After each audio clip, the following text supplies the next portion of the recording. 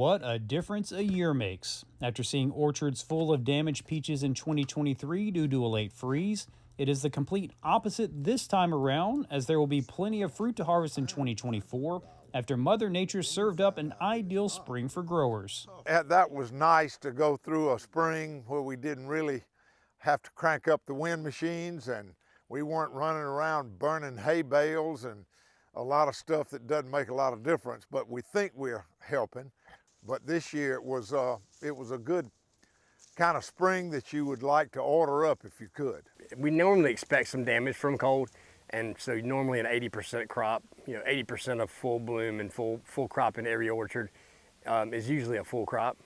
This year we had pretty much a full crop across the board. I've seen peaches in places I've never seen peaches before. Those favorable conditions were a continuation from the winter months, which saw the crop receive more than an adequate number of chill hours.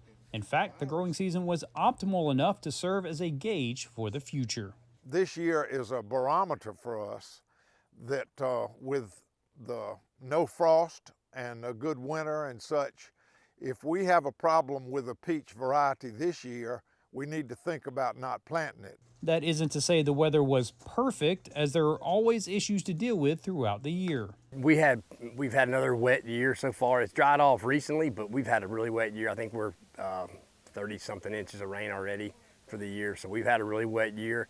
And when you're growing a crop that's perishable like a peach and has a bunch of diseases, moisture is one thing that feeds a disease. If you've got a crop that the disease attacks, and you have plenty of moisture, if you can't protect that fruit, then you can have some issues.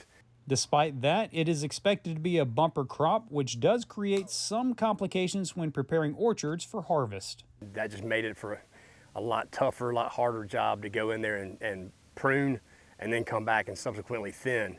Once we knew, hey, we've got a crop, now we got to get it thin so we can have, we can size them up and have good quality peaches. I mean, it was tough to get. You've only got so many people you plan for the year that you've got coming to work, and those guys have to be able to get around to the whole farm. And this year, they actually had to go to the whole farm to try and thin peaches because there were peaches everywhere. However, you won't find any growers complaining about a big crop, as they are excited to get their fruit out to consumers in the coming months. It's dry right now, hot and dry, but that makes peaches taste real good, and so that's a good thing.